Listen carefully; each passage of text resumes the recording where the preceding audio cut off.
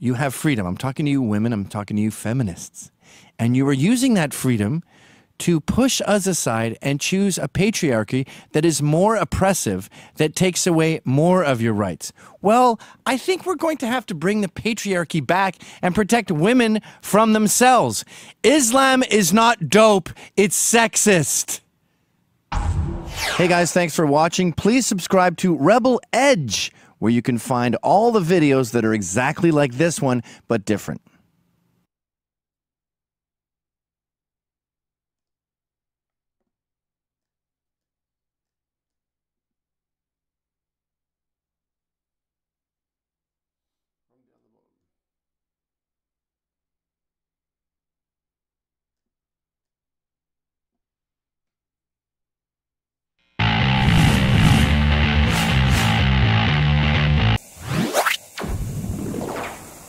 What the hell was that about? I'm totally confused. I've never been more confused by a political event in my life than I am by this Women's March.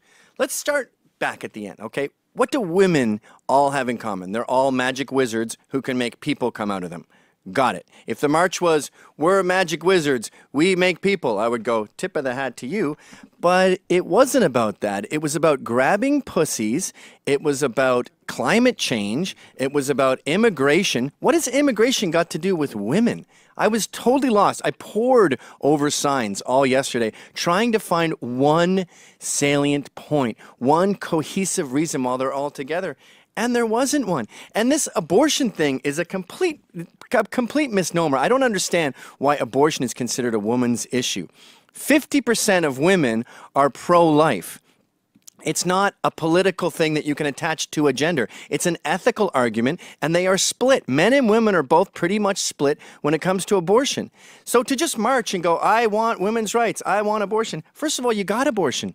Abortion's legal in this country, so you're marching on the off chance he revokes the law and makes abortion illegal? That seems like a weird thing to march for, especially when 50% of women don't agree with you. So what was the point of the march? Check out some of these signs.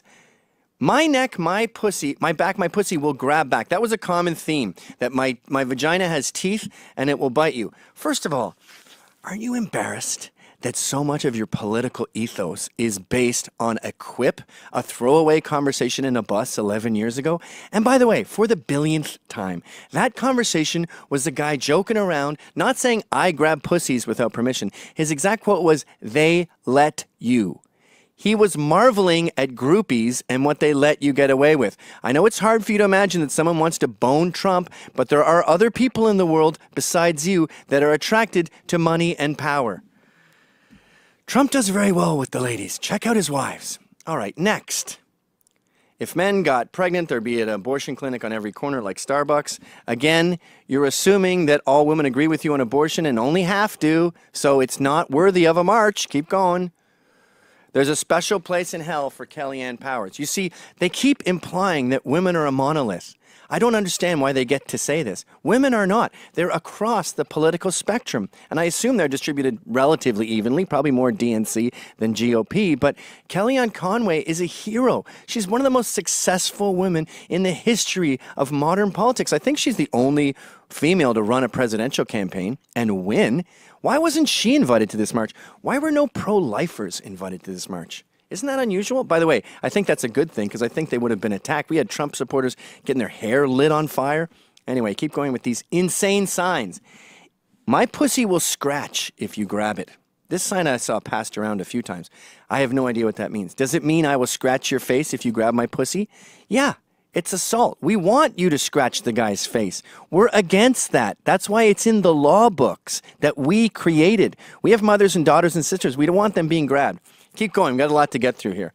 I have the pussy. I have the power. I have no idea what that means. Again, the same sign, my pussy. Think outside my box. How about you think outside your box? How about you think of real issues?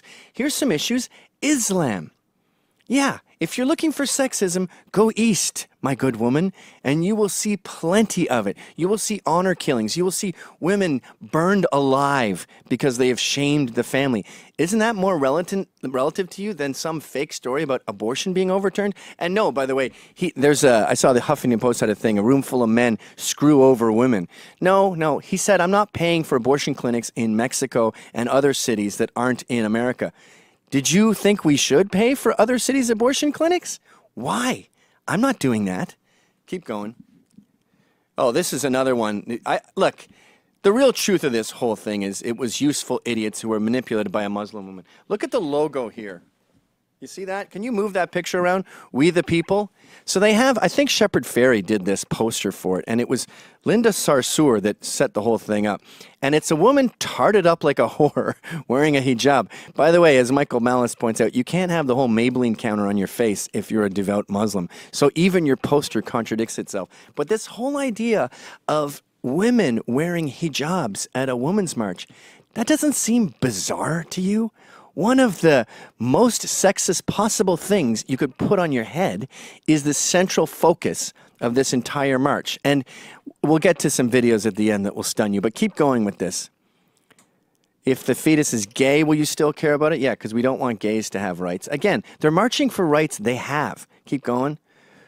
Don't grab our rights. Yeah. What rights are you missing? Again, big posters made based on the grabbing the pussy comment. That we'll get to that one in a second. Keep going. This was a common one. You can't comb over racism, homophobia, sexism, rape, and Islam-e-phobia. Spelling errors all over the place with these signs, by the way. Again, what does it mean you can't comb over rape? Rape's illegal in this country. We hate it. Oh, here's one of my favorites. I hate Trump like I hate my bra. This is good because it goes back to 70s feminism where women thought they were blowing our minds by letting their tits flop around. We want your tits to flop around. Bras are uncomfortable. I mean, bras are more comfortable for you. They fix your tits. They make them not flap around. I want to see your tits. You're playing right into my hands when you burn your bra. Oh, this one was shocking. Look, she's got a swastika crossed out on her jacket and her phone. She's anti-Nazi. What has that got to do with women, and who disagrees with you? Keep going. Here's a doozy. We'll probably stop it after this. But I saw this was a common theme. And again, it was them trying to make a point. Don't forget, white women voted for Trump. So this is a black woman at the rally saying, hey, white woman, you screwed up. I kind of get her point. She's making a generalization about an ethnic group, but you're at a white women's march. The population there has got to be 80 to 90% woman, white woman. Are you saying screw all these women I'm at the march with? Again, I'm looking for logic in a sea of broads. Okay, I don't know when we should end this because I got hundreds. Keep going. Oh, that's the woman who set it up, Linda Sarsour, Brotherhood Hamas operative and organizer of Women's March, gives ISIS, she has the one-finger ISIS salute there. She wants Sharia law. She's pro-Sharia law.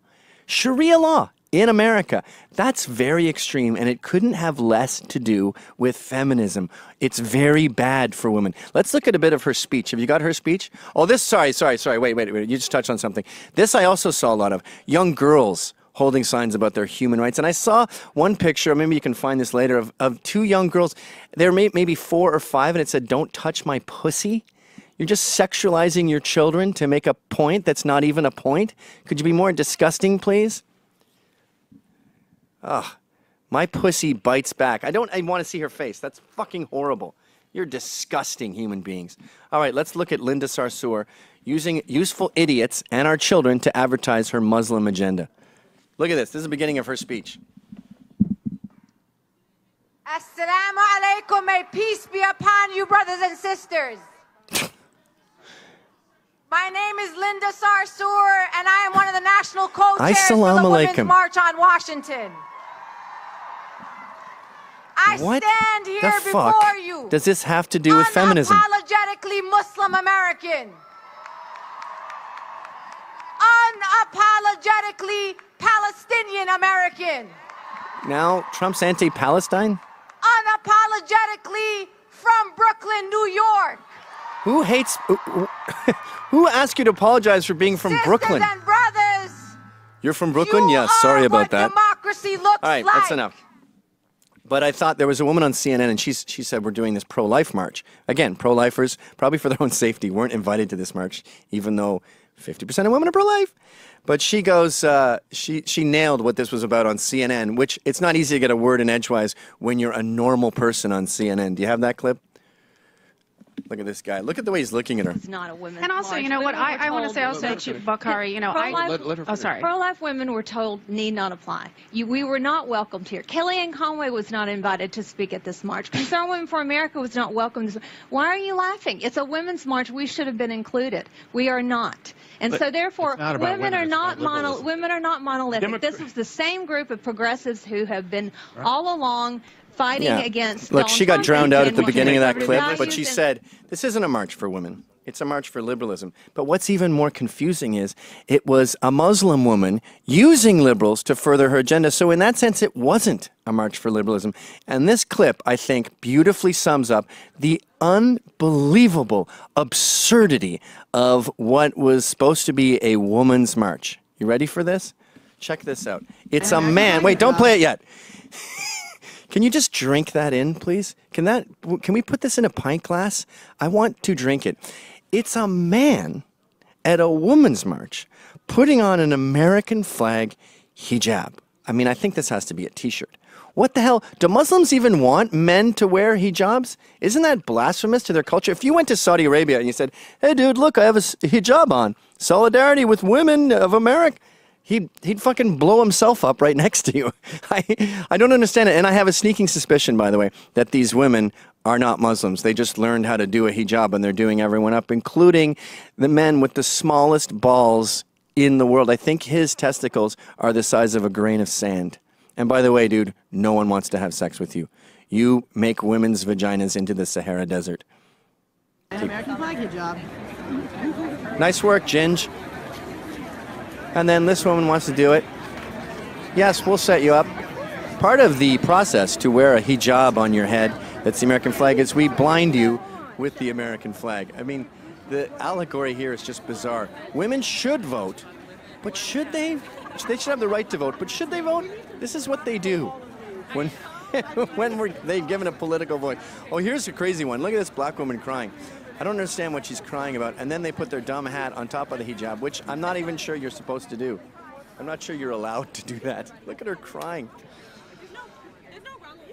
You got duped, you useful idiots. You got duped by a Muslim to further her agenda, and she used your own feminism against you. She's got to go up there with Sean King as one of the greatest con people in America today, and I'm actually embarrassed at how easily she made you all look like complete fools.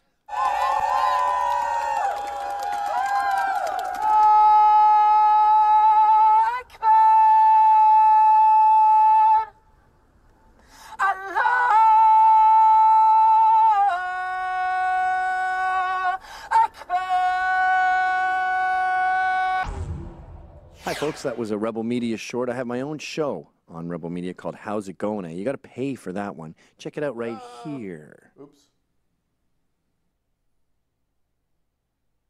Is he going to get me? Is he going to see it? Yep, bang, done. I'm not doing it.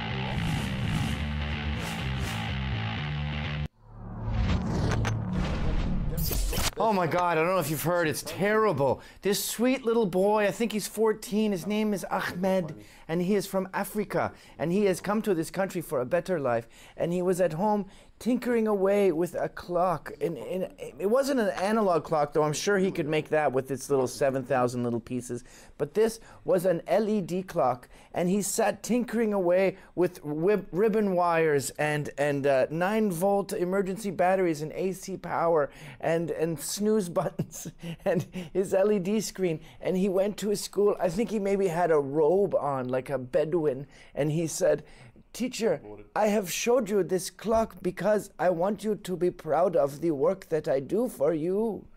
And the teacher just went, "God damn it, we got a terrorist here!" And all the kids went, "No, goddamn Muslims, I hate towelheads." And then the police kicked down the door. "What's going on in here?" He brought a bomb to school because we all are scared of Islam and we're scared of culture and we're rednecks and America sucks. And then the cops go, get down on the ground, get down, because the cops are psycho with power. They're shooting black dudes everywhere, and they hate Muslims. And they put him in handcuffs. They go, you're going to jail, boy. And he's like, I just wanted to make a clock. Please, please help. I just want to learn and to become American. Shut up, boy. Shut up, you terrorist. You terrorist? Luckily, the sane people intervened and said, stop.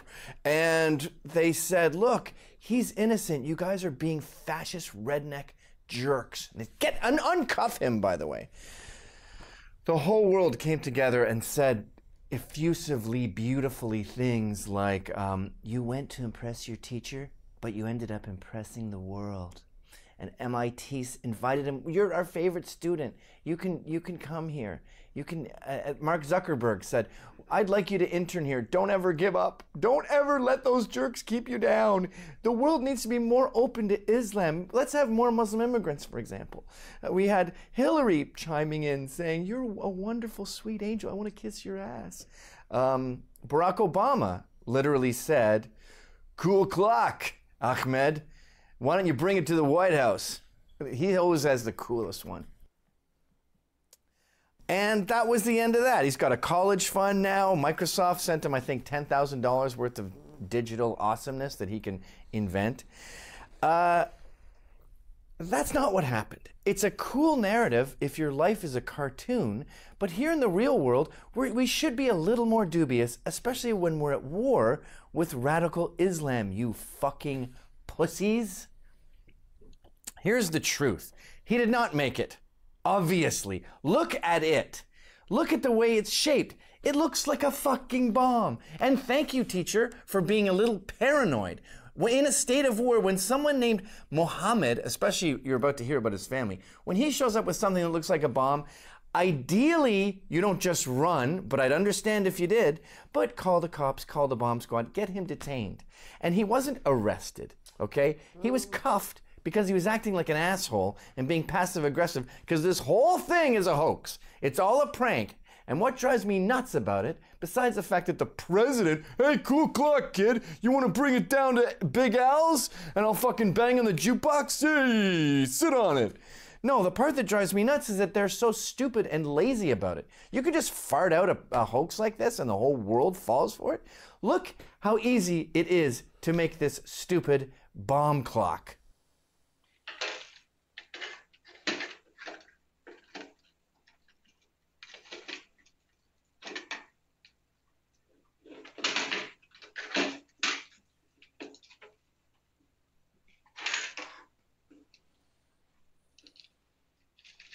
What was that, 20 seconds?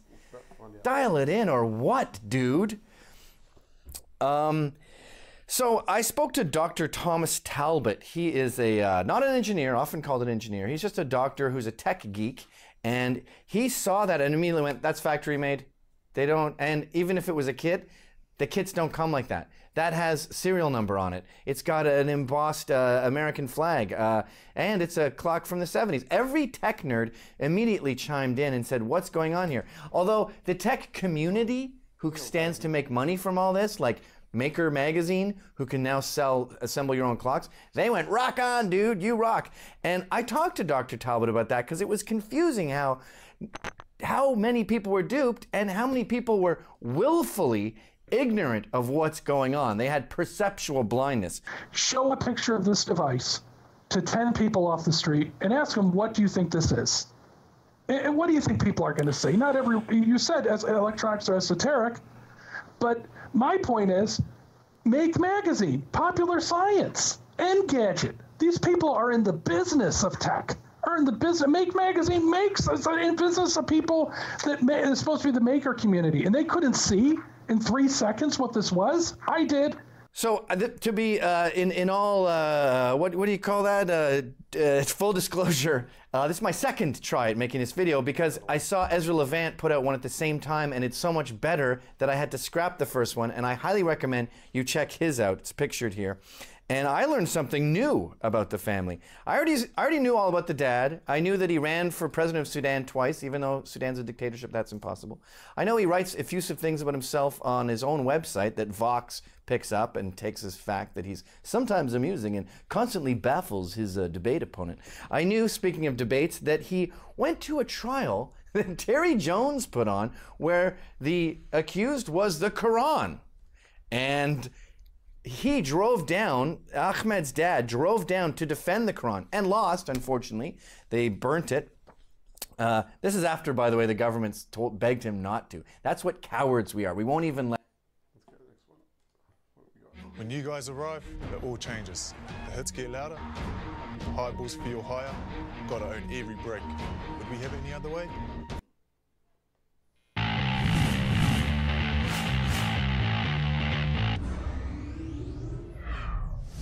Don't talk about your parents. God, it's so boring.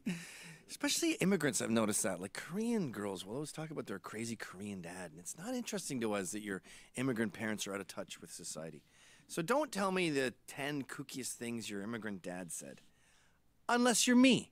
My dad's fascinating. He's from the Gorbals, Glasgow. He's a street kid. Now, I grew up fine. He worked his ass off, got us out of Britain, brought us to Canada where we grew up middle class. We had a pool. Everything was awesome. Although cheap people get you crappy toys. I didn't get the Bionic Man. I got his boss, Oscar Goldman or something. Just a man in a suit at a desk like this. I basically got this for Christmas once. But I would like to share with you my 10 favorite Jimmy McInnes quotes. That's my father's name. Number 1, I was introducing him to introducing my girlfriend to my parents. My mother brought out my teddy bear that I had when I was a kid. It's called Teddy. Looks kind of garish now, half a century old. He's got an eye hanging out. And my dad looked at her and he goes, "You like that? You like Teddy?" Ah, fucked Teddy. Now, I know that sounds crazy, but it's actually a good technique. What you do is you present new people the worst of you. You say something outrageous, possibly racist, sexist, homophobic, whatever. And if they run away screaming, you know that person is going to do that eventually. So it saves you a lot of time. I can't recommend enough for your first impression to be terrible with someone. Number 2, he accuses my brother and I of lying. And the way he phrases it is, he lies with facility. I don't know, I just like that word facility in that context. Number 3 is a little more fun. He goes, "The best thing about Glasgow, you never get homesick." And I talked to a Glaswegian about that. And he goes, "That's mostly true, but not entirely actually, because Hogmanay," which is their New Year's Eve, "Hogmanay, I miss. So that's one day out of the 364, but the other days, he's correct." Which brings us to number 4, where in Cuba, he barked out, "Glaswegians are stupid, ugly, and violent." And a Glaswegian woman was there. And she turned around and goes, "See you, fuck you, you prick. You're ugly old man, you're disgusting. I'll kill you. I'll murder you right now. I'll bar you so I will." And my dad goes, "You just proved my point." Because she was ugly, he's ugly. She was threatening to kill him, which is stupid. We got the violent, everything's in there. They did it. And of course, those two ended up arm in arm singing till all hours of the night, kept the rest of the family up. I think they're still best friends. Number 5, this one is going to make you feel sorry for me. He said, "I have a multitude of ways Gavin could save money on taxes, but his IQ is too low for him to understand." If your father says you have a low IQ, you likely have a low IQ. This guy's been around. He's watched your brain develop, and he's not happy with what this blue blob has become. But his 2 biggest problems are that my brother and I won't listen to his tax schemes, and that for some strange reason, the IRS is always auditing him. Auditing him. Yeah. Are you seeing a pattern here, Dad? My 2 biggest problems are no one will listen to my inventions and I'm constantly fucking broke. Number 6. Now, he's got a lot of death ones. We were dealing with a death in the family recently and everyone was sad but him. And he was mad at me for being sad. Because why cry? The guy's dead. And he yelled at me, I could die tomorrow and I wouldn't give a fucking shit. It was that loud, too. He also said, I didn't include this one, and this is a freebie I'm giving you, an extra, but he goes, I could be content in an abyss. In an abyss. I could be content in an abyss.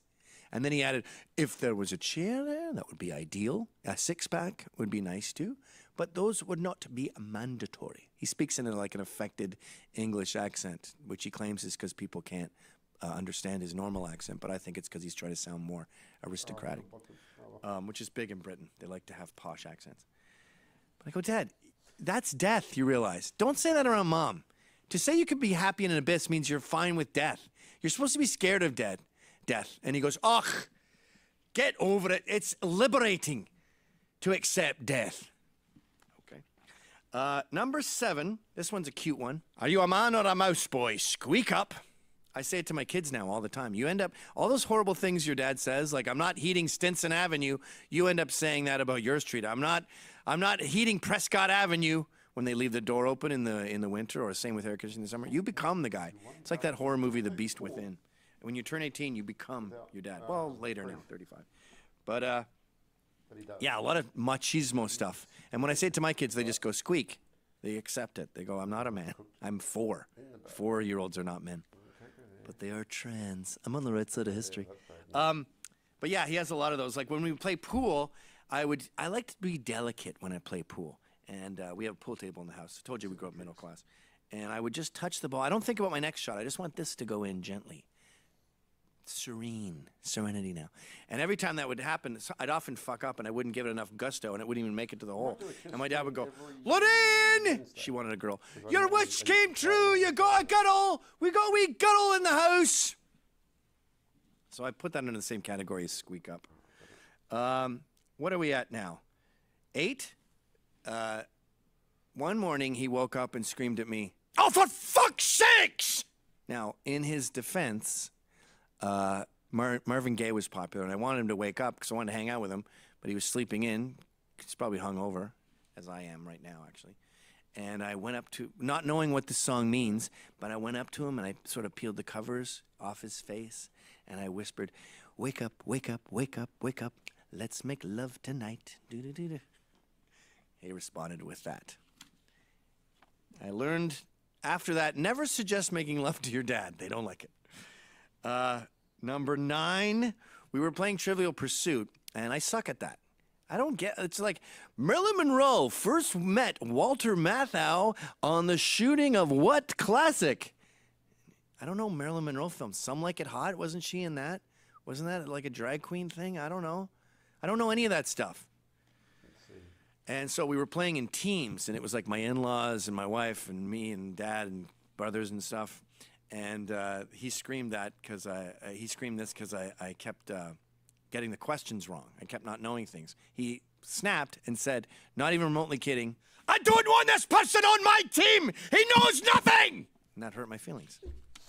But he was right. Number 10, this is my favorite one because it was very astute. Like the thing about kids who grew up poor on the streets is they really can deliver their barbs in a very efficient way. They're not petty. They just take some truth and then they just turn it into a little penknife and just jab you in the neck. We were upstate and he said, oh my God, Shahola, Pennsylvania. I know someone who owns a barber shop up here. I know him from Florida. They go to Florida in the winter. And so he goes to visit him and he was there and he said hi and then he came back to my house. He goes, can you believe that? Is that no interesting? And I go, no, it's not interesting at all. I don't care. You know a guy who lives nearby? There's no story there. And he goes, yes, you would have a reaction like that. And then he goes, your friends are in media and entertainment, and those people tend to be shallow and stupid. And I sort of did a tally of my friends, and they are in media and entertainment, and a lot of them are shallow and stupid. Moral of the story, your dad's not interesting, my dad is, but all dads are right all the time. You may think they're wrong. I think Mark Twain said his dad was dumb when he was 18, when Mark Twain was 18 and 25, and then all of a sudden his dad became smart when Mark Twain became an adult. In other words, your dad's always right. It's only just a matter of time before you figure it out. Hey, folks, go to rebelcruise.ca. Pull up the thingamajiggy there. We're going to go from Miami to a bunch of Mexican places and then back again. Like-minded folks. My dad, Jimmy McInnes, is going to be there, and we'll talk about whatever you want and get hammered, eh? What's up next? Hang on.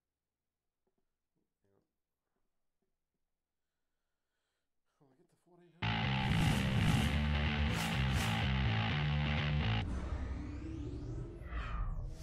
Hello, everyone. I'd like to talk today about why the West is the best, and I'm getting specific here. I'm talking about this.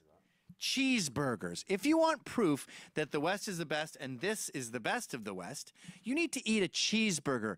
It's the perfect food, and it is the perfect example of why we are better than this.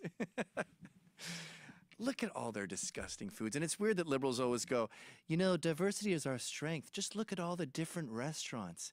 Yeah, I don't like those restaurants. Somalian restaurants. Ugh, you're dipping and you got to share. And have you tried this? Oh, dip over here. Do I work at a restaurant and I'm trying to find different things?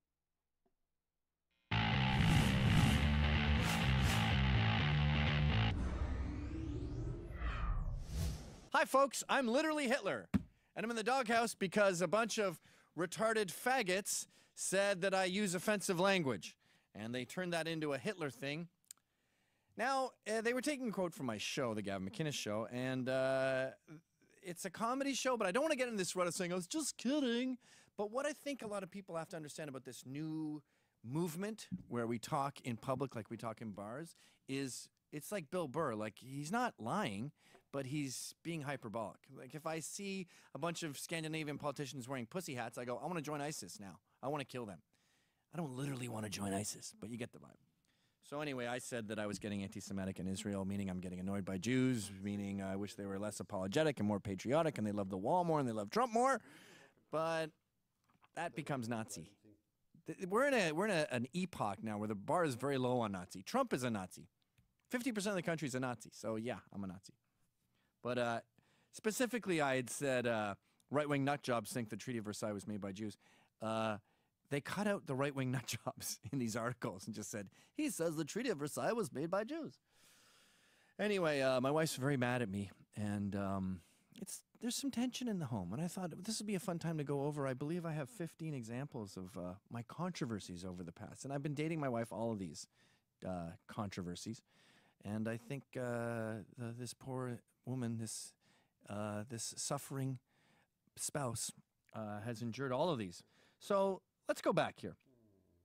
For me, it started in 2001 with 9/11. I started caring about politics. I've heard the same thing of Pamela Geller and Anthony Cumia, where they went, what's been going on here? What have you guys been up to? Because I just saw the World Trade Center collapse. So it sounds like you guys aren't really paying attention to what you're doing. So we start looking into things like Islam. And I read Death of the West in 2001, and it changed me. I did an article in my old magazine about the New Conservatives, and said that this was becoming a thing. I think I was exaggerating a tiny trend, but it became a self-fulfilling prophecy. But anyway, in 2002, we did an interview with the New York Press, me and my former coworkers, and I dressed as a Nazi skinhead. My co-founding compatriot dressed as a soccer hooligan, and another guy dressed as a victim of a hate crime. And so that was the context of the interview. We're dressed like that. And it works when you see the article with the picture, because we're Zeke Heiling and he's holding a bloody bandage to his head. But now in the archives, that picture's gone. So you just see me saying, when they were bitching about Williamsburg hipsters, the guy we were talking to was one of these insufferable, self-hating white guys who was saying, don't you hate being in Williamsburg around these hipsters? And I said, at least they're white. I didn't mean that, but, you know, we get into a context rut where you look like you're backpedaling when you say the context, but the context is relevant. Anyway, that was a big hullabaloo, and there was a letter writing campaign, and my coworkers had to apologize on my behalf. Then in 2003, I wrote for, I think Pat Buchanan was running at the time, Tacky was too, the American Conservative. I wrote an article called Hip to be Square, where I talked about how Terry Richardson and Vincent Gallo and what I called the New Conservatives at the time were sick of liberal dogma. And this was kind of the progenitor for the alt-right at the time. This is 2003 now. Then that same year, another doozy, in the New York Times I said the following. This was a bad one. I love being white. I think it's something to be very proud of. I don't want our culture diluted. We need to close the borders now and let everyone assimilate to a Western, white, English-speaking way of life. I think I remember my wife sort of letting the paper fall on her and just bawling her eyes out. She's not white and they're not as strong as the rest of us. But I should have said Western. I shouldn't have said white. But in retrospect, that was written by Vanessa Gridora-Darius, who did that article about Mattress Girl for New York Mag. And she said the editor kind of fucked her over on that. And she said I was never working for the Times ever again after that. But I should have focused on Western. But, I mean, Western culture is pretty darn white. Sorry. But I was also talking about my coworker who was a Pakistani who wears a jihadi ring. And I was saying to the writer, why don't you juxtapose the way we feel? Like, he's brown and proud, and I'm don't agree with him on that. But they took out that part and just left my part. And again, I'm not trying to apologize for all this. I'm just saying that when you isolate the context, it seems a lot more incendiary than it is. But even devoid of context, you go, yeah, that's kind of true. Anyway, then I was good for about a decade. I managed to avoid getting in trubs for about a decade. I got into advertising and made a lot of money doing that. But then I kept writing for Tacky, and I did an article in 2013 called Tackling Asian Privilege, where I just took an article about white privilege and changed the word white to Asian, and it still worked perfectly. That made the Asians very mad, and they are a tour de force on the World Wide Web. I remember I judged the air guitar championships many years ago, I think 2008, and I said Asians kept winning it. And I kept saying, these guys bombed Pearl Harbor. Why are we letting Nips carry the air guitar championship every year in a row? And then the Asian American Society wanted to fight, and they're very, it's like a tsunami, ironically, of internet yelling, and then it's gone. So that one didn't really stick, but it was a big deal at the time. And then in 2013, this one got a lot of legs. I was arguing with some University of Miami School of Law professor, Marianne Franks. I think these people are fake. They're not real lawyers. They're just, administrators who go there and work at a law school, and they get to pretend that they're heavy shit lawyers. And I was saying most women would be happier at home. And I was with all liberal professors, and I was talking about a study at the University of Pennsylvania with 800 women that said that, yeah, since feminism, women have been less happy. Now a lot of this stuff has just become a boring fact. I'm truly ahead of my time with most of these. But they called my studies I was citing fantasy studies. And that pissed me off. And then Marianne Frank said, you would be in a world, your ideal world is a place where women can't work. And that pissed me off because she was straw-manning my argument. Obviously, I don't want women not to be able to legally work. Like, what is there, a paddy wagon that comes by and removes women from cubicles? They have little false mustaches on and we tear them off. Hey, you're abroad. And then we take them home. And what happens? They sneak back to the cubicle? How do we enforce this? So I called her a fucking idiot! Well, I do think it's interesting because Gavin is, in fact, presenting what's wrong with masculinity right now. It's this insistence that things have to be a certain way. What does his evidence for that? I'm not insisting anything, you fucking idiot. Oh, Gavin, take it down. This is what masculinity looks like. And that was a big deal. I lost some female friends with that one, actually, which was a weird one. Again, wife wasn't happy. Then in 2014 now, so there was a real 13-14 after that 10-year span of peace. It sort of like goes with Muslim attacks, right? There's like a surge of terrorism, and then it dies down for a while. I said short hair is rape. Now, what I was talking about is when women have their hair short and you're doing them from behind, you look down and you see like your buddy when he was 10. And I go, that's the way you guys are loosely throwing around the word rape. That's kind of rapey for you to turn yourself into a 10-year-old boy. That caused a lot of hullabaloo, but I think it's a great example, too, of how this willful ignorance the left uses when they hear you talking. And they go, so you think it's rape, right? And you go, yeah, I want someone to go to jail for 15 years for cutting their hair. Do you really believe I believe that? No, you don't. You're just so desperate for bad guys that you have to fabricate them out of thin air. That's why I said the demand for Nazis doesn't meet the supply. They get so excited when someone uses poo to draw a swastika backwards. They have a big ceremony with rabbis and clerics and people playing acoustic guitar. That's how desperate they are. And by the way, I've even had that quote taken out of context where they go, he thinks there should be more Nazis. When I did that talk at NYU, they go, he said we demand to have more Nazis. And you go, wow, that's so meta. You're taking my quote about there not being enough Nazis and you're making a Nazi out of that. Anyway. 2014, there's a lot here. The same year I said I hate Neil deGrasse Tyson.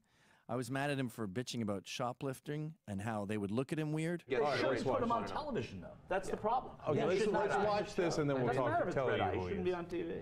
And he talks about things like, when I was young in New York, I would get racially profiled when I go into stores.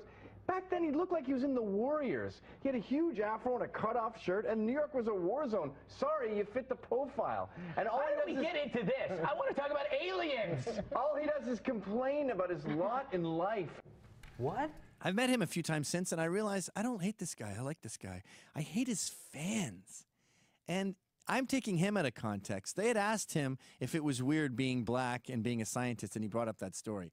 And I was isolating it. But I guess my real anger was Chris Hardwick was talking about him once, and he's saying, oh, his energy just fills the room. And I thought, that's racist. You guys are so excited about a black scientist that it's the bigotry of low expectations. Why don't you just accept him as a scientist and not masturbate because he's black? That bothers me. And that, by the way, got turned into, you don't think he can be a scientist just because he's black. And when I hear yelling like that, I go, man, you were desperate for Gargamel to hate the Smurfs. You were desperate for a cartoon villain because no one thinks that. No one goes, God damn it, that guy's a great scientist. I wish he wasn't black. 2014, I also said that I said that poor people are scamming food stamps and no one in this country's hungry. And I said that half the time Dominicans, for example, in New York, they just use the food stamp food to sell it back to DR. And they'll open a bodega down there. In fact, in my neighborhood, they have blue buckets at the store that you fill with your food stamp food, and they ship it to DR, to Dominican Republic. And Democratic activist Jamu Green said, no, people are starving in this country. And I said, why are they so fat? But we cannot demonize food stamps and the children who are depending on them.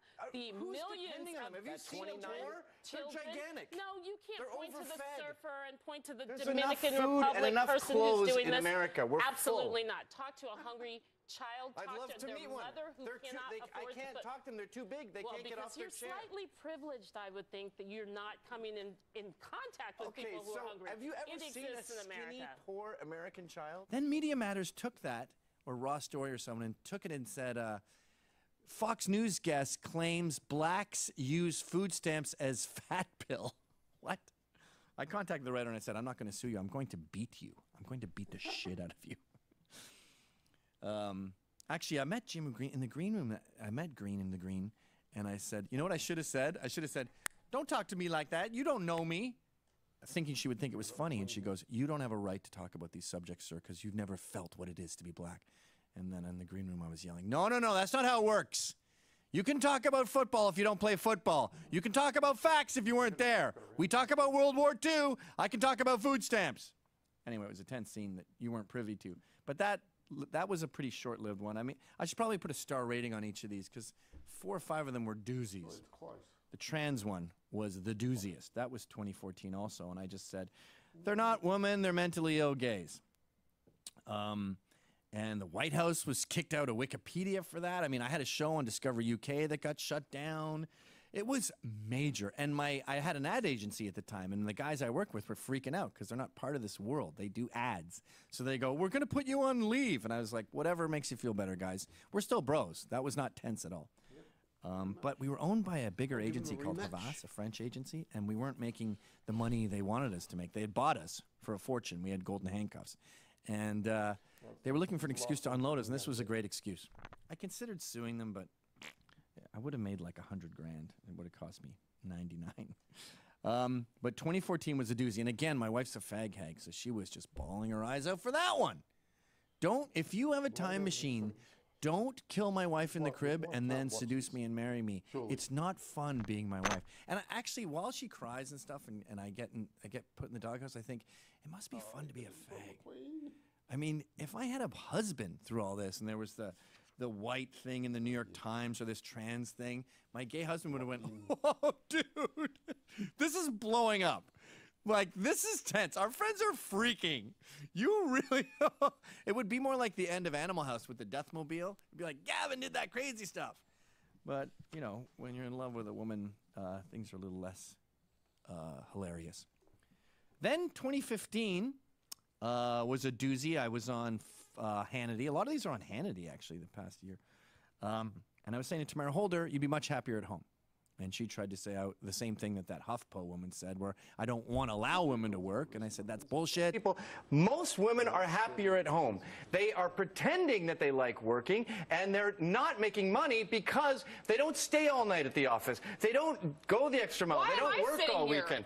You're making a mistake. You would be much happier at home with a husband and children. Oh, boy. That blew up, too. Now, a lot of these, I go, oh, that was unfortunate. Like with the New York Times thing, I wish I'd said Western and not white. But with that one, I read it, I see it out of context, I see a few words just taken and put somewhere else, and I go, yeah, that's pretty much it. Like on the deplorable list, when they were talking about, they had a target list of why they should kill me and why they should pepper spray me. And I read their quote, and it was mostly from this thing. And I read it and went, yeah, that's pretty much what I said. Yeah, you nailed it. You guys got it. So that blew up. It became a massive meme. I mean, that article, I haven't been on Hannity since. And that one segment has been seen millions and millions and millions of times on YouTube. It's had a life on Facebook, and it's embedded everywhere. I actually saw Tamara Holder was banned from Fox News. I may have deeply traumatized her. But the rumor I heard recently was that she's got a man. Talk to the hand, because she has got a man. And she doesn't do this shit anymore. Which kind of proves my point, that once you get a man, you'll be happy and you won't have to go appear on Hannity and talk about pot. Vindicated. 2016, this was one. I called Jada Pinkett Smith a monkey actress. Now, the context here is she was talking about Oscars so white, and she was boycotting the Oscars, which was dumb because the awards go to blacks disproportionately more than they appear in the population. So there's no need for your stupid videos, Jada. But I was talking about one of my kids who thought that when he sees a documentary with monkeys in it, it's the same monkeys. And he goes, I like this monkey actress. So I said, yeah, that's Jada Pinkett's my favorite. I didn't say that to him, but I said that as a joke on my fucking comedy show. And that became... McInnes thinks that black people are monkeys, and when some dude, some geriatric student on Tucker's show, he said, this man thinks blacks are less than human. Again, you want someone to think that so bad that you take a dumb Jada Pinkett Smith joke, which, by the way, in retrospect, I still think is fairly funny. I don't regret it. In the context of the time, that was pretty witty. And he takes it to say he thinks black people are monkeys. On campus, they bring someone outside of the pale of any rational discussion who calls, so I wonder, I'm gonna do an African American a monkey. Okay, that's first what of the all, Republican you students keep bring on alleging campus. that. Hold on, wait, stop. I don't want to get into a defense of a specific writer's. If that's the bad guy you're fighting, you got to change your bad guy. Make him like, people don't think that black people are represented in the Fields Math Award because it's natural. That's a more realistic bad guy to find. The monkey guy, there's like 7 of those. And they also hate Greeks and Spaniards and British people. All right, now we're up to 2017. I'm not sure this is controversial. I mean, I don't feel bad about this. I was pepper sprayed at NYU for a talk where I was going to say Trump's not so bad and Hitler doesn't really exist, and these Holocaust deniers that you think are around every corner don't exist. By the way, the New York Post changed that to my controversial views about the Holocaust. Here's a tip, folks. If you're remotely a controversial dude, just don't ever say the word Holocaust. Just don't say it at all. You can say, nut jobs deny the Holocaust. They will remove the word nut jobs from your quote. So just don't go near it. 2017, I punched the guy at Deplorable. I don't feel bad about that. I mean, this was the guy who made the list where it was attack this guy, and I heard him navigating our attack and then punched his phone. Guinness licked the man's face. You just licked me. Did you see that? He just licked me. Oh, he licked and me. He grabbed me. He licked me. Police! Police! And then the next guy I see was walking in front of us trying to start something saying, you want to go?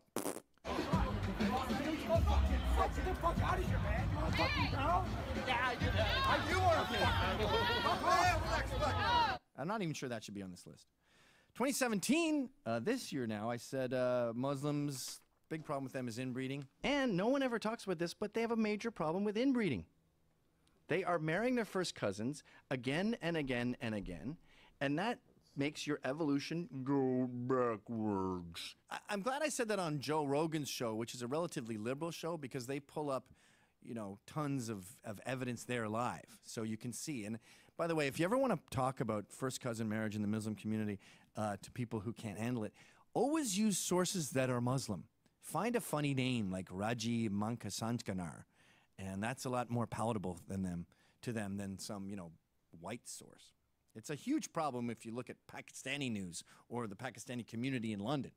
Stick with that. You really got to spoon-feed these people the truth, because hate facts will drive people nuts, as I've been learning since we started this mess in 9/11.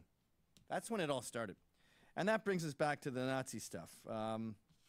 I mean, a lot of this stuff is just me saying hate facts and you being willfully ignorant and taking it out of context. I think we have a war on free speech in this country. And when I say free speech, I mean normal speech, the way you talk in bars, where they get to say die cis scum and white people should be executed and all this stuff, and white men are the reason behind everything evil in the world, and Christians all need to die, and we can ignore Christian genocide going on in the Middle East. But then when it's our turn to say something, we have to go, and this is literally true in college, white men will get up and go, hey, I just want to say that I have a lot of privilege and I'm middle class and I don't have the right to be talking, but like the Seinfeld, not that there's anything wrong with that. I don't think that that's the way we should be talking. I'm going to keep being remarkably offensive because I'm just really talking the way you talk, but I'm not being shy about it. This world's becoming a dangerous place, and the only way to navigate it is by not being careful, not watching what you say, and being really fucking offensive. Hey guys, thanks for checking out that video. I do a show that you gotta pay for, subscribe to. It's called How's It Going, eh? And I talk to interesting people about interesting stuff, and it's very serious and educational and political and smart. You can subscribe by clicking here.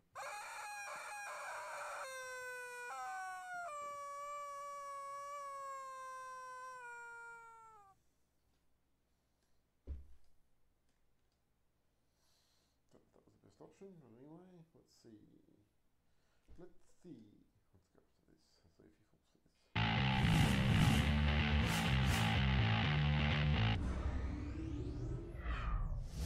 Hi folks, welcome back to the Taqiyya Show, where we go through Muslim lies piece by piece and parse out a gigantic compendium of their taqiyya, which is the Islamic word meaning I'm lying to you to further my jihad, my cause. I think half the time they believe it themselves. That's how good they are. It's like a guy who cheats on his wife so much that when she's yelling at him, he's convinced himself that he's innocent, and he's literally outraged, not faking.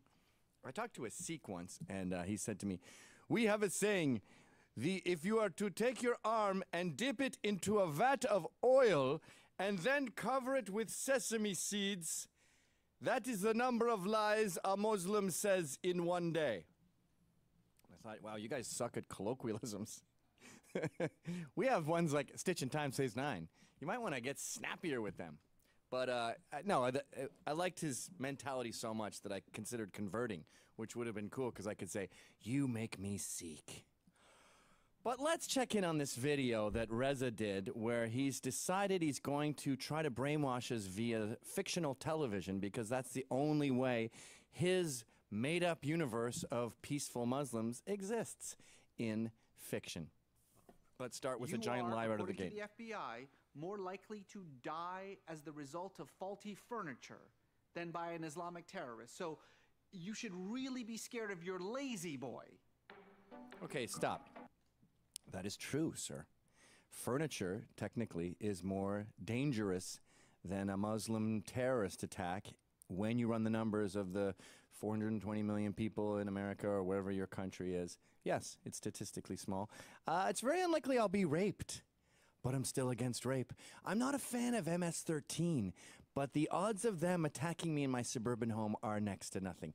You don't have to be specifically personally under duress to be justified in being concerned about this scourge that is radical extremism.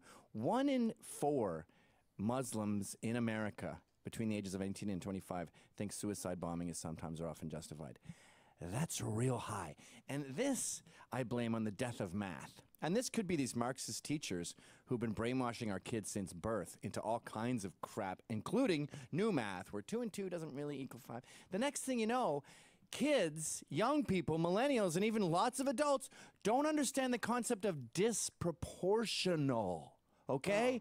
When you look at terror attacks, there's this many Sikh attacks, there's this many right-wing attacks. Then there's the Muslim ones, then there's the Hindu ones, then there's the Armenian ones. Do you understand?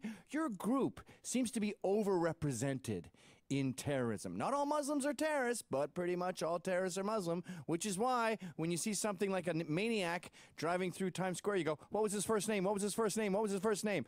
It's not Muhammad. Okay, whatever. It's not indicative of a pattern. And you guys are forming a pattern. And the 1 in 4, by the way, in America is pretty much as good as it gets. Go to Pakistan, Jordan, go to Indonesia, go to any other Muslim country. And as Ben Shapiro points out in his brilliant video, which I must have sent to 1 million people, The Myth of the Peaceful Muslim Minority, it gets up into the 60s, 70s, 80s when you include those other countries. So we have the most tolerant Muslims, and the numbers are still pretty bad. So we are going to let a few 100 million bad apples spoil the whole bunch, Reza. But let's continue with your blatant lies. Secret Life of Muslims. For a very long time, really the only Muslims that you saw on TV were the Muslim villain. Stop. Already stop. Total and utter horseshit. In fact, movies are so scared of showing Muslim bad guys, which when we're doing international terrorism like James Bond type of stuff or Die Hard, yes, they should be Muslim.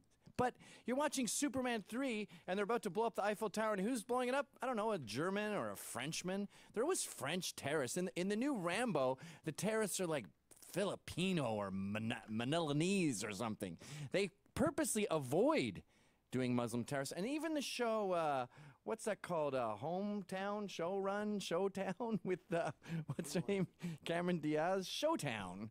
Home Run Town. Even that show, they have Muslim terrorists because they have to. It's a show about Muslim terrorism, and they still hedge their bets and have the actors saying, white men are evil. So, yeah, guys, you disproportionately represent terrorism in the world, so you should be represented as terrorists in movies. But we don't do that. We only do it sometimes, and I'm sure here you are, focusing on the few times someone has the balls to make the terrorists Muslim. All TV is Allahu Akbar and then blow himself up. Yeah, that never happens. And then there was like the good Muslim.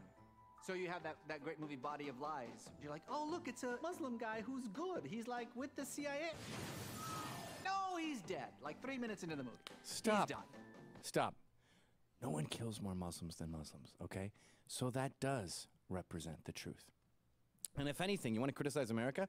I think we treat our Muslim allies terribly. The guy who discovered Osama bin Laden, the doctor who went in there and swabbed so we had the DNA test perfectly, we abandoned him after. We let him blow up, basically. I think he's in jail now, but that's the same up there in Pakistan. So, yeah, again, you haven't said anything reasonable yet, but let's keep going. And one other thing, by the way. I think TV has brainwashed a lot of people into thinking that the racial demographics of America are different than what they are. America's like 75% white. It's about 14% black. The rest is Hispanic, except for 5% that is reserved for everyone else. Hawaiians, Native Americans, Muslims, Iranians, Asians, Chinese. They're all stuffed in that tiny 5%. Even Jews are barely 3%. So this idea that, hey, how come I turn on the TV and I don't see me? Well, out of 100 people, you should maybe see one Muslim. Okay? Go ahead. There's only Metro, nothing else. So let your hands slay the enemy's servants.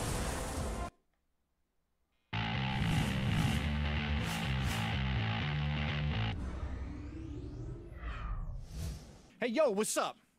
You wouldn't believe who's bothering me. Talib Kweli won't leave me alone. He's that rapper from the 2000s with Mos Def. He was totally mad, lyrical, yo. I think he's a middle-class kid from Brooklyn who has academic parents. I have a theory about those kind of rappers. I think they feel kind of guilt for having, what's it called, survivor's guilt. If you grow up middle class in Brooklyn, you get in rap, I think other guys go, you're not street enough, yo. So they get scientific, lyrical, multi-syllable rappy, and then I think it goes, oh, okay, you're like the intellectual rapper. Okay, you talk about Africa and stuff and racism. Okay, that's cool. We'll do the gangster stuff. And it sort of gives you a pass. But do we have any of his music? Just jump in the middle of that video. It's good. He's good at his job. I mean, you better be good at your job if you're rapping for the better part of a quarter century.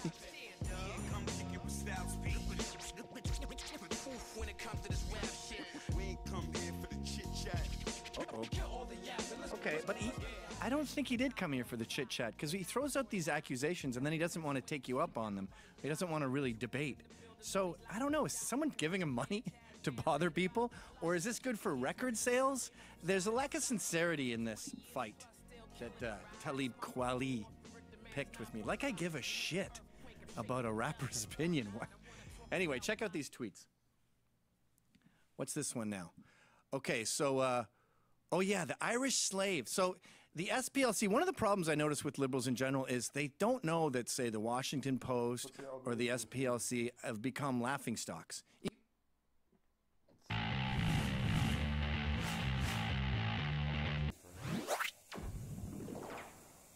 This Sunday, the New York Times Magazine had a perfect article called The Strange Case of Anna Stubblefield. It sounds like a children's novel. And it sort of sums up the liberal mindset, which is really hard to do. And if someone just got out of a coma right now after 15 years, it would be hard to explain that, you know, this is a woman, this is a clock, this person's black, this person was black but isn't, this is a fake rape, this is a real rape. The only way I could describe it is it's become a mindset totally disconnected from reality. And the authorities on the subject, the experts, are wrong.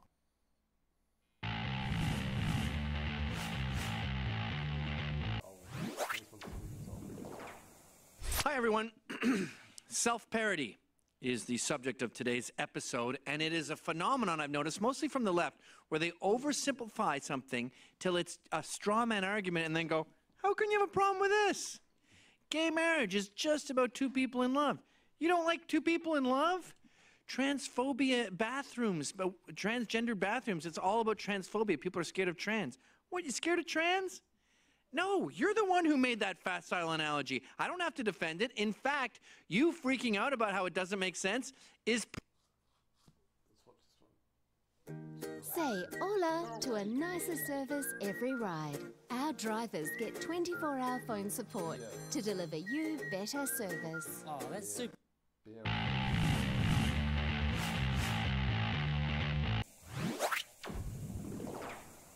Spoiler alert, Ghostbusters has been spoiled.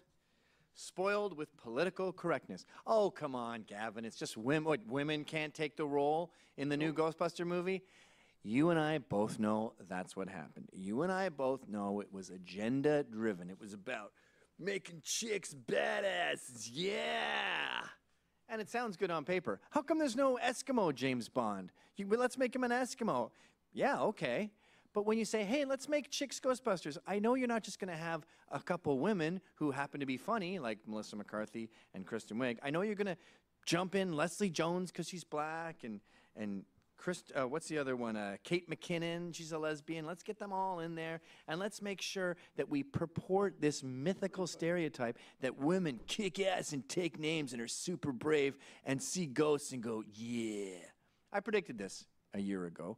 I said that this movie would suck. I said women are scared of spiders in a bathtub, and to make them kick ass and take names is an out-and-out lie, and you can tell by the poster with this crap. God, dudes don't even stand like that. Rappers stood like that for maybe a 9-month period. Few albums, Run DMC, that's about it. Why are you standing like that? But they make this movie well, let me just show you that I said this, just so it's on the record. 670,000 views. I told you so. Women are scared of ghosts. Sorry. They are scared of a spider in the bathtub. They don't go like this when the ghost from the library comes up at them. They scream their heads off and run out of the room. And you should see the way men are portrayed in this movie. At the, you know, the beginning of the first Ghostbusters, or maybe, yeah, the first Ghostbusters, where there was only been one, right? Yeah. The librarian thing. No, there's been two. There's been two. Sorry, nerds. The librarian thing comes out. And the woman goes. Aah! In this, it's a man, right? And he poos his pants. He defecates in his pants. They really dwell on that for a long time, and he's denying it. No, I didn't. No, I didn't. Yeah, you did. You said, there goes my pants. And no, that wasn't me. No, you was pretty clear it was you. And then the women are sitting there going, what a loser. I bet he did poo his pants. Like, and then, of course, when they see a ghost, they're just fascinated. Yeah, I believe that. The first time you've ever seen a ghost, you go, it's an ectoplasmic form. And then they use all their fake scientific jargon. This was especially ridiculous when the black woman saw the ghost. Sorry, but I've seen black women see street magic, and they're not exactly calm.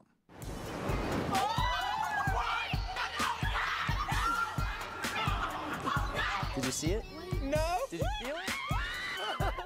When Leslie Jones sees a guy who was killed on the electric chair 100 years ago float up, she just goes, hell no, and stares at him for a while before she eventually runs away. Yeah, right.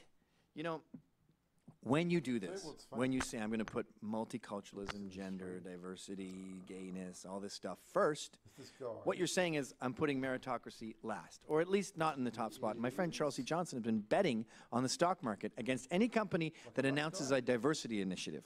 Not because he thinks diversity is bad. He has this guy on. This one here. This one's funny as. It's an hour long, so I'm just going to play a little bit of it. Let me introduce you first.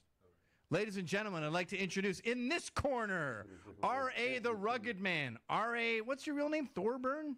Thorburn. What the hell? We're going to bring in Talib Starks after the debate is over to see, as a ref, to see what happened. But right now, folks, we're about to have the fight of the century with R.A. the Rugged Man. Long Island's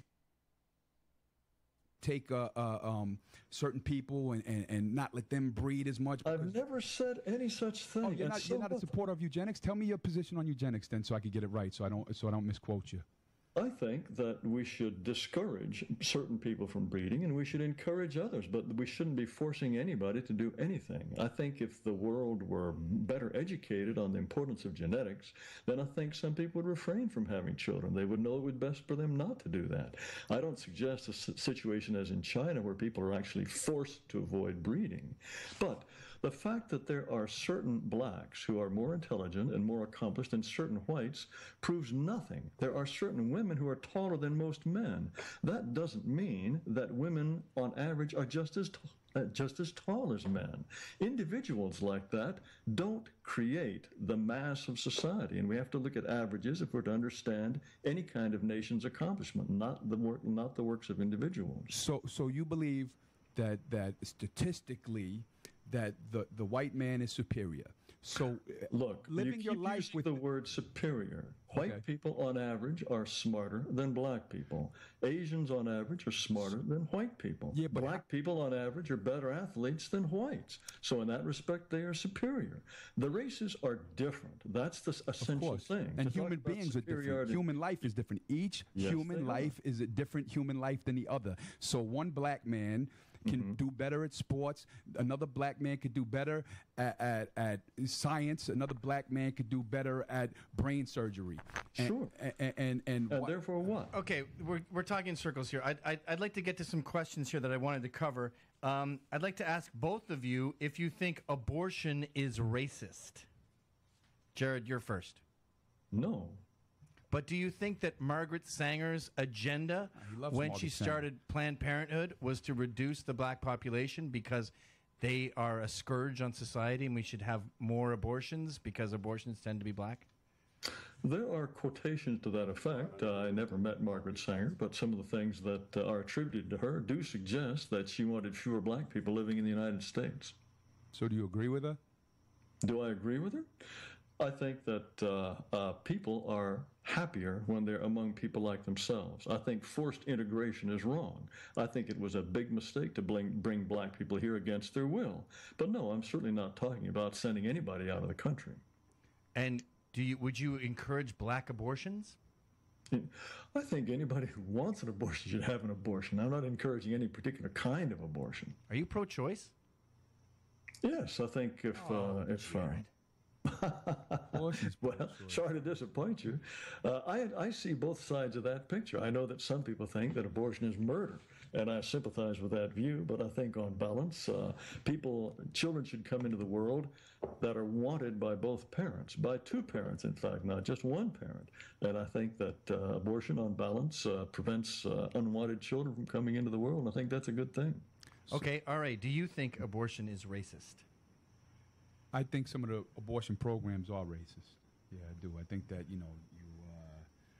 Margaret, like I said, the whole basis of Margaret Sanger was to, pull blacks and Jews out like weeds and take the people from poverty and not let them breed. And I do believe that. Yeah. Margaret Sanger's been dead for decades. Who are you suggesting is promoting abortion just to kill black babies? She's been dead. She's been dead for decades. But her whole structure lives on and is financed by the government by $500 million a year. Who wants to promote abortion as a way to get rid of black babies? Name me a name. I definitely heard this amongst my liberal friends where they talk about how the crime rate, and this was a big thing in Freakonomics. I think it was a mistake in Freakonomics, but they claim that the crime rate plummeted after Roe versus Wade, about 18 years after Roe versus Wade. And my experience with the left has been that abortion has been good for crime. And the sort of subtext there is that it means less unwanted black babies, and they're inferring that crime is basically the children of single mothers. There could be something to that, but don't forget there have been plenty of white babies aborted too. I think that children who come into the world that are unwanted, children with only one parent and one parent that ignores or abuses them, I think chances are they're going to turn out worse than people who are wanted and loved by two parents. Yeah, 40% of the abortions are from the black community, though. And well, nobody puts a gun to their head and says, get an abortion. That's their idea. Yeah, well, that is what... Who forces them to have an abortion? Nobody forces them to have abortions, no. Okay, very good. So how come abortion is racist? Because it's a power structure that's being promoted to, hey, this is what you should do, this is what you should do, and it's put in place, and it's 15-year-old girls, 18-year-old girls, 20-year-old girls, boom, boom, abortion, and they promote the hell out of it. Jared, just in RA's defense here, in the I believe it was the 60s, in New York, there was a program encouraging Puerto Rican women to have their tubes tied and be permanently infertile. And maybe so. It was a choice. It was a choice thing, but there was some heavy propaganda behind it, and the indication was, look, you guys are too expensive with welfare. Let's stop you from having kids. And I think Puerto Ricans really resent New York to this day because they found out about that. Well, I never heard of that program, but I think that if you are living on the public dole, you have got absolutely no right to bring yet more mouths into the world for the rest of us to have to feed and clothe and try to educate. Why not? Why not? Yes. I mean, if you were supporting some layabout brother of yours, you were paying his apartment, you were paying for his rent, you were paying for his groceries. My brother into this. My brother's a hardworking guy. Okay, let's imagine that you're doing this, and he comes to you and says, "Hey, the girlfriend's pregnant. You're gonna have to start paying more money. We need a bigger apartment to live in." Would you be happy? So no, even your own flesh and blood. So wait, your answer would be, but your answer has a high voice. Your answer would be to just kill the kid. No, well, I mean, it's called abortion, and it's legal in all 50 states. Yeah, but I'm saying that would be a thing. Oh, because they don't have the financial situation at the moment, they don't deserve the right to have a child. The point is, if you are sucking on the public teat, I don't think you have the right to produce more mouths that are going to be sucking on the same public teat. Some of the greatest human beings in the history of time have come from poverty and worked out of from being broke and coming from nothing, and they ended up being great people in history and great leaders. Now, if you go, well, we shouldn't have let them be born because maybe we have to pay for something and this and that, then that's made-up statistic. No, when you that check someone's black hair, you people can are tell more how much likely to drugs lie. they've done in the past week. Who did they take the test from? Did they go to Stony Brook, Long Island, where all the fucking heroin addicts are? Or Gordon Heights, Long Island, where the white boys are going there to get crack cocaine? Is that where they went? No. Where did they take the fucking statistic that you believe is the real...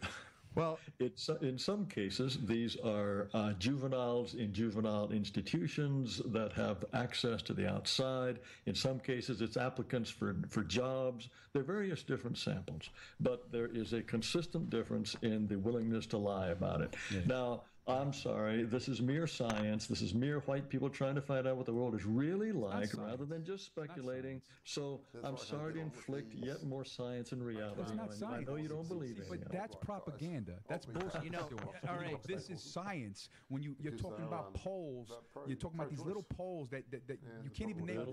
Okay, tell me the people. Find me the people that were part of the polls. You know, not just a book that said, "Look, black people lie a lot." Well, clearly, what the fuck kind of white supremacist? I will be happy to send you the references if you'd like to see. I'd like to see. Okay, next. Here's an article right here that I put in front of his face. Please move But forward. here's an article I put in front of him. Let's move forward. Okay, well, I wasn't going to reference that article because there's a million of these anti-IQ test articles, but RA has put in front of me an article by Bernie Douglas, written in 2008, that says, "What are IQ tests? IQ is a culturally and ideologically rooted construct, an index intended blah, blah, blah. And it's the information presented above suggests that African-born blacks residing in Western countries."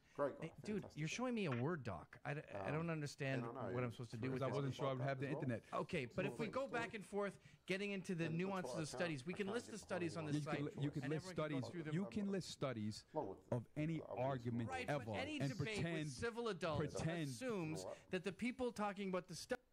Same as Roseanne, like. Thought she was worthwhile, but anyway. I'm signing out. Let's get rid of this thing.